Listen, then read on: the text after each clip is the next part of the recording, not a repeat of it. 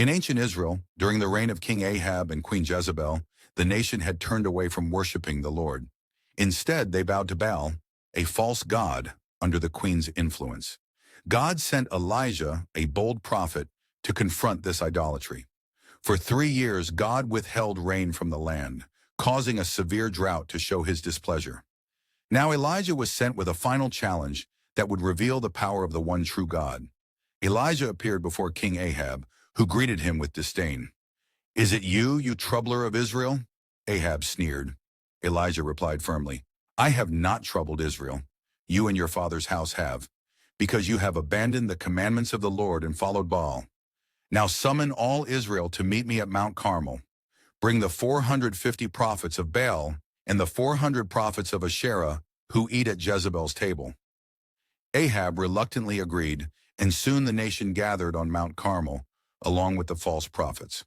Elijah stood before the crowd and declared, "How long will you waver between two opinions? If the Lord is God, follow him, but if Baal, then follow him." The people remained silent, unsure of their response. Elijah proposed a challenge to prove who was truly God. "Let 2 altars be built, one for Baal and one for the Lord. Let the prophets of Baal prepare a bull for their God, and I will prepare a bull for the Lord. But we will not light the fire. The God who answers with fire, he is God." The people agreed, and the challenge began. The prophets of Baal prepared their altar and sacrificed their bull. They began calling on Baal from morning until noon, crying, "O Baal, answer us." But there was no voice, no reply. Elijah watched and began to mock them, saying, "Cry louder. Surely he is a god. Perhaps he is deep in thought, or busy, or traveling. Maybe he is asleep and must be awakened." The prophets became more frantic, shouting louder and cutting themselves with swords and spears until their blood flowed. They continued this desperate display all afternoon, but there was no response, no fire from Baal. When it was Elijah's turn, he called the people to him. He repaired the altar of the Lord that had been broken down and used 12 stones, representing the 12 tribes of Israel. He placed the wood on the altar, cut the bull into pieces, and laid it on the wood. To ensure there could be no trickery, Elijah ordered the altar to be drenched in water. He commanded the people to pour water on the offering and the wood 3 times, until the water filled the trench around the altar.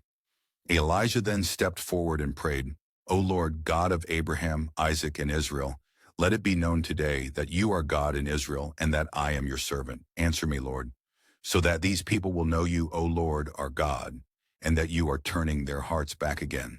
Suddenly fire fell from heaven, consuming the sacrifice, the wood, the stones, the soil, and even the water in the trench. The people were awestruck and fell on their faces, crying, "The Lord, he is God. The Lord, he is God." Elijah commanded the people, "Seize the prophets of Baal. Let none of them escape." The false prophets were captured and executed, removing the corrupt influence from Israel. Then Elijah turned his attention to the drought. He went to the top of Mount Carmel, knelt down, and prayed for rain. 7 times he sent his servant to look toward the sea. On the 7th time, the servant reported, "A cloud as small as a man's hand is rising from the sea." Elijah told Ahab, "Go, eat and drink, for there is the sound of a heavy rain."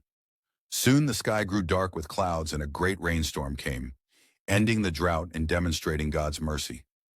This dramatic encounter revealed that the Lord alone is God, the one who answers prayer and has power over all creation. Elijah's boldness and faith inspire us to stand for truth, even when we stand alone. This story reminds us to trust in God's power and to turn our hearts fully to Him.